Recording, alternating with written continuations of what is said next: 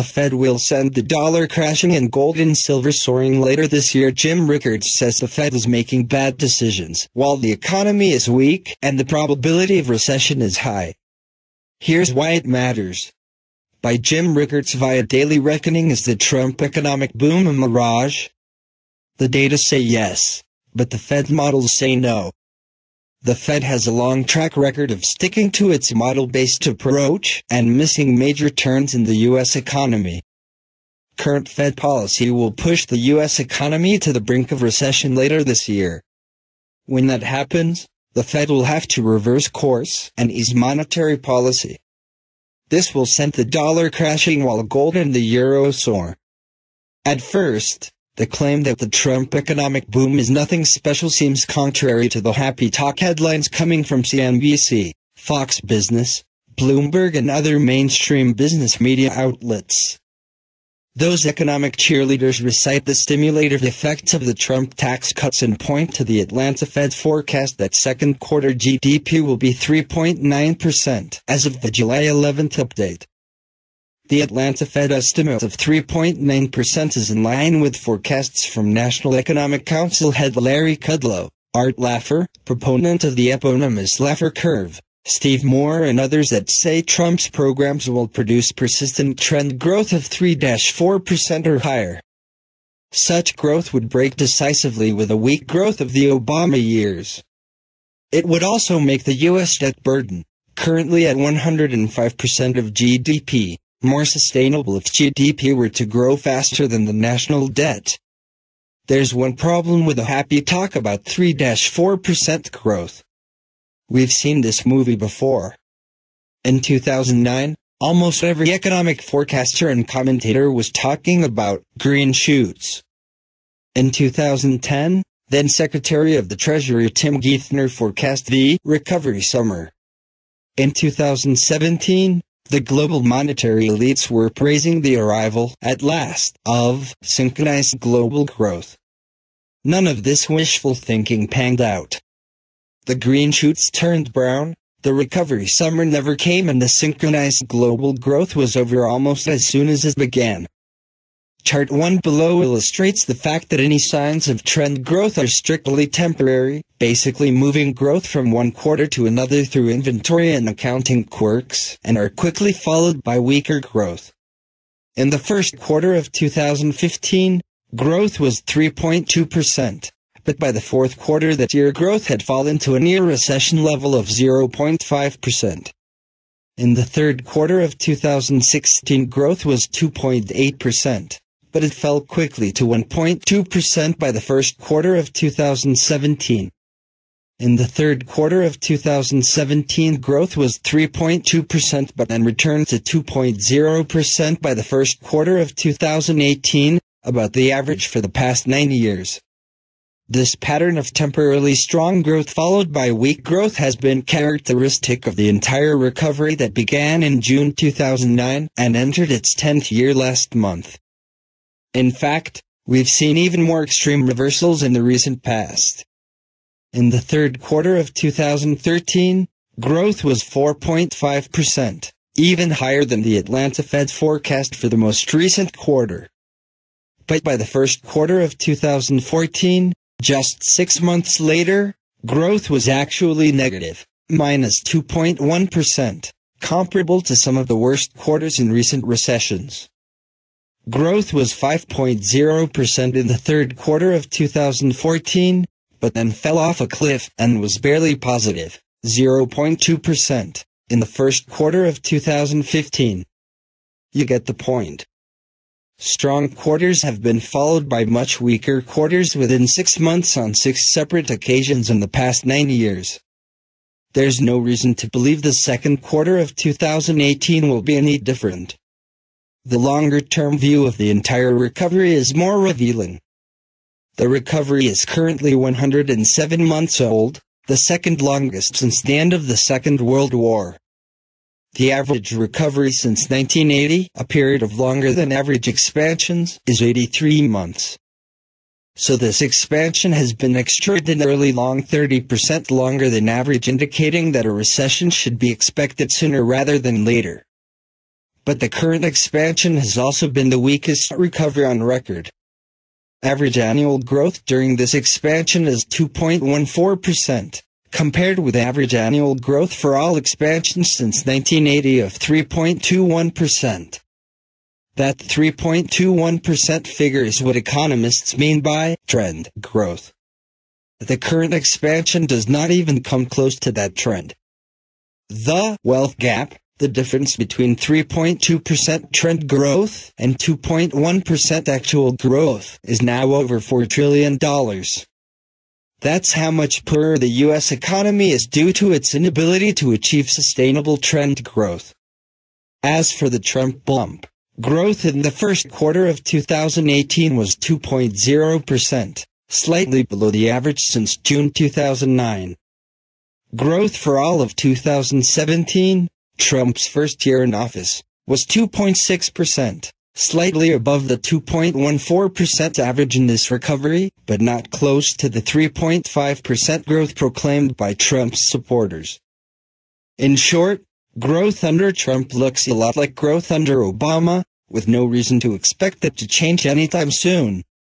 In fact, the headwinds caused by the strong dollar, the trade wars and out-of-control deficit spending may slow the economy and bring future growth down below the average of the Obama years.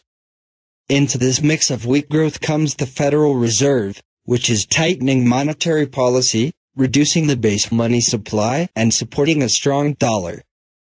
All of these policies are associated with slower growth ahead, an inverted yield curve, and a high probability of recession.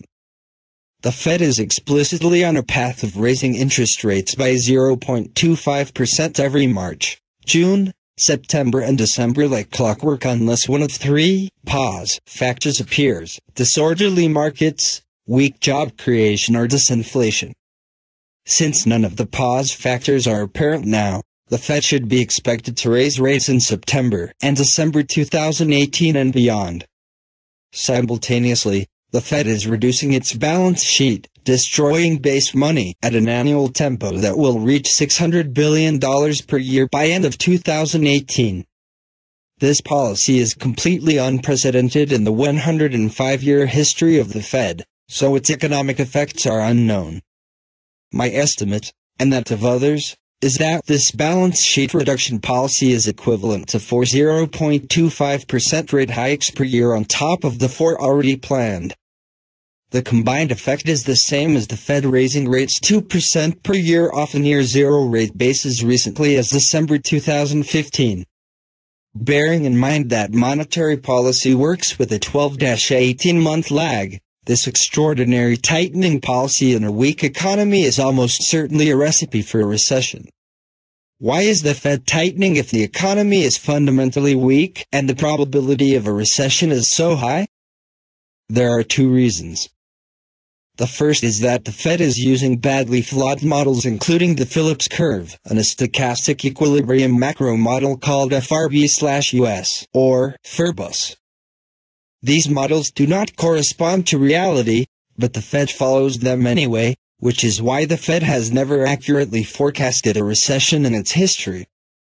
The second reason is that the Fed knows a recession will happen sooner rather than later and is desperate to acquire some dry powder in the form of higher rates and a reduced balance sheet so it can deploy rate cuts and QE when the time comes. The problem, of course, is that by pursuing these policies, the Fed will cause the recession it is preparing to cure. The single most important factor in my analysis is that when the Fed realizes its mistake of tightening into economic weakness, it will have to turn on a dime and shift to an easing policy. Easing will come first through forward guidance and pauses in the rate hike tempo, then possibly actual rate cuts back to zero and finally reversing their balance sheet reductions by expanding the balance sheet through QE4 if needed. When that happens, the dollar will crash and alternative currencies such as gold, silver and the euro will soar. Jay Powell seems determined to continue rate hikes on an aggressive path and possibly to accelerate the hikes. But he might be in for a severe case of whiplash when he has to make a hard pivot to easing. But by then, the damage will have been done. Trump versus the Fed, America's sacrificed at the new altar. There is a disconnect within the liberty movement over the notion of where to find the root source of globalism. A segment of people within the movement seem to think that the fount of globalism resides within America itself, that American imperialism is the foundation of the globalist scheme and the dollar is the single most important mechanism supporting their power. This is a naive oversimplification of the problem. Numerous misconceptions stem from the idea that globalists actually have loyalty to the U.S. system. For example, over the past several years you might have often heard the argument that the Federal Reserve would never end QE, that they would never let stock markets fall, that they would never raise interest rates, that they would inevitably go to negative interest rates, that they would never cut the balance sheet, etc., etc. All of these assumptions were based on the idea that central bankers and globalists need the U.S. economy and the dollar system in order to maintain financial control of the world in general. All of these assumptions also turned out to be completely false, as the past couple of years of fundamentals show the direct effects of the Fed pulling the plug on its artificial support of the U.S. economy. Particularly, we have seen a spike in corporate and consumer debt not seen since before the crash of 2008. Business interests are scrambling to take up the slack left by waning Fed stimulus, and they are digging themselves into a grave-like hole in the process. Not only this, but we have numerous examples of Fed officials admitting that a crash in markets and the economy would occur if the Fed cut off support. This includes current Fed Chairman Jerome Powell, who outlined the result of balance sheet cuts and interest rate hikes back in 2012. Meaning, skeptics cannot argue that the Fed is somehow unaware of its own actions and the consequences. The central bankers know exactly what they are doing and what will happen as a result. They are bringing down the U.S. economy deliberately as multiple sectors hang by the thin thread of low but steadily rising interest rates and Trump's tax cuts. This has caused considerable confusion for many alternative analysts. They have spent so long operating under the notion that the Fed will protect U.S. markets, protect the dollar and thus protect itself. What they refused to accept was the possibility that the Fed is actually a suicide bomber whose goal is to eventually destroy itself and everything around it, thus bringing down America from within. But why would the globalists do this? For those that assume the U.S. economy represents the goose that lays the golden eggs, what I describe above is inconceivable. In order to understand what is happening and why, we must cast off the lie that America is a golden goose that perpetually supports the globalist agenda. Rather, America is more like a host to the globalist parasites, and once the host is drained of all vitality, the parasites will leave and move on to bigger and better targets. In other words, just as numerous empires before it, the U.S. system served a purpose for a particular window of time. It was exploited as a means to an end, and now the banking elites are moving on to a new world order in which America plays a far diminished role. This is why the Fed continues to act in a manner that appears bewildering to so many people. This is why the Fed is taking actions that they have openly admitted will cause a crash. They want a crash. The Fed itself is merely an empty shell. It is an institution on paper, representing a set of illusions that are treated as concrete. If we are looking for the top of the globalist pyramid, we would certainly not start with the Fed. The Fed is a tool for manipulating the U.S. political framework and economic engine, and like all other central banks in the world, its policies are dictated by much more important entities like the Bank for International Settlements, BIS. It is organizations like the BIS and the IMF that are set to become the new centers of the financial world as the U.S. economy and the dollar sink into obscurity. I outlined this plan in detail in my article, The Economic Endgame Explained, but it has taken quite some time for the facts I presented to be accepted by a greater portion of the movement. The claim that the Fed would never sacrifice itself is a powerful distraction from the truth.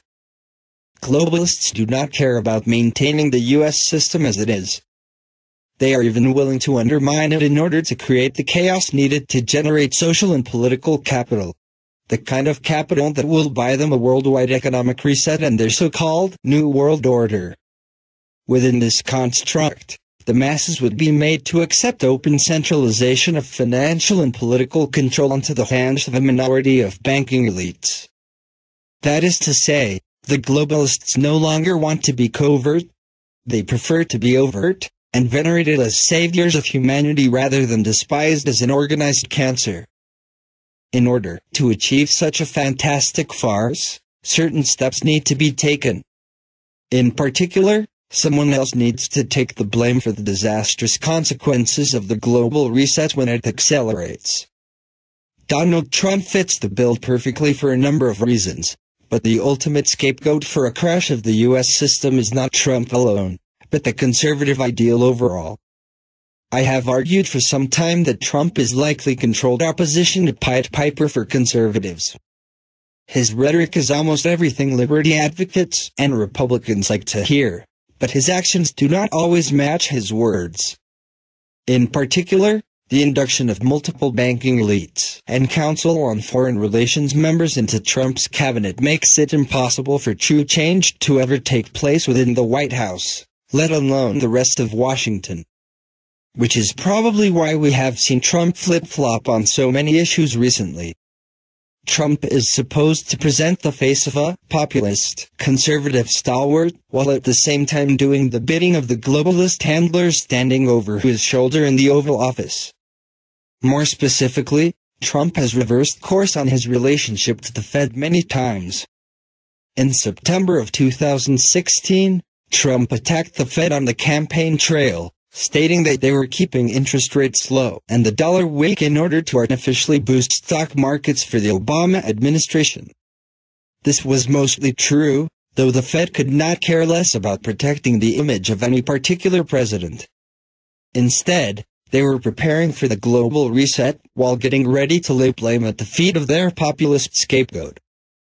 After Trump entered office, he suddenly changed his attitude, offering full support to Janet Yellen and then Jerome Powell, while taking credit for the spike in stocks fueled by Fed's balance sheet purchases and low rates. Trump at that time also stated that a strong dollar was better for America. Today, the situation has changed yet again. Trump now suddenly has conflict with the Federal Reserve and the rising dollar index, voicing his concerns that the Fed is creating conditions that will lead to difficulty in the trade war as well as an economic crisis. Fears are rising within mainstream economic circles that this is leading to a war between Trump and the Fed. Some are even theorizing that Trump might try to take control of the Fed completely. To the casual observer, all this makes Trump appear rather schizophrenic, but maybe this is the point. The Fed's usefulness for the globalists is waning. Their only job now is to continue raising interest rates and cutting their balance sheet in a controlled demolition of financial markets and equities. Once they are done, the only thing left is for the dollar to lose its world reserve status, and then the sabotage of the U.S. will be complete. A battle between Trump and the Fed serves a couple of purposes. Firstly, it provides cover for the dismantling of U.S. stocks and the U.S. dollar, just as the trade war, also blamed on Trump, provides cover for the same. A conflict between the President of the United States and the Fed would lead to substantial doubt in markets over the safety of investment in U.S. equities, debt and currency. Secondly, if Trump is seen as getting tough on the Fed, liberty activists that are skeptical of the Trump administration and his globalist-appointed cabinet might be lured into the fold and support policies which will ultimately be the unmaking of liberty. Dismantling the Fed several years ago would have done irreversible damage to the banking elites and their plans for a perfectly timed economic reset. Today, it's too little too late. In fact, the globalists may prefer that the Fed be taken down by conservatives now so that we become the bumbling villains that triggered a historic fiscal panic.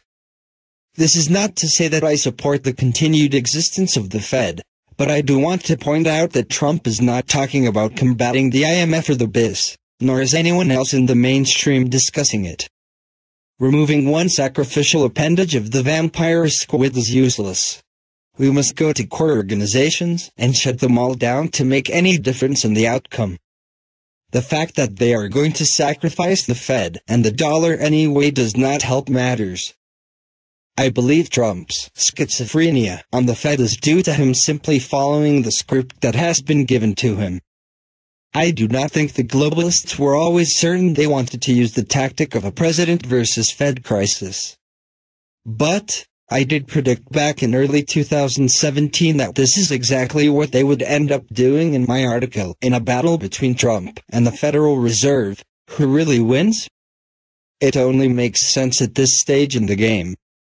The Fed is going to continue to raise interest rates and cut its balance sheet no matter what happens. They are going to use inflationary pressures, supposedly caused by Trump's infrastructure spending and the trade war, as an excuse for their actions.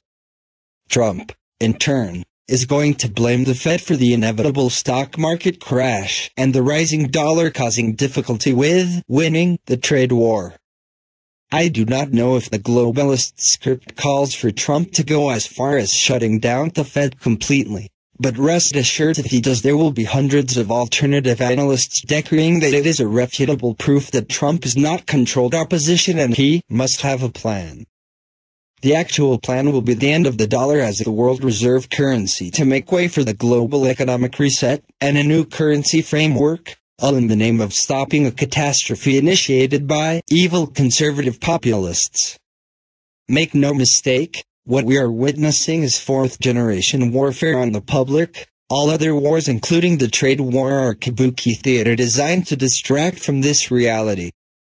Even a war between Trump and the Fed would be ultimately farcical, as the globalists are already positioned to exploit the outcome of a failing dollar system.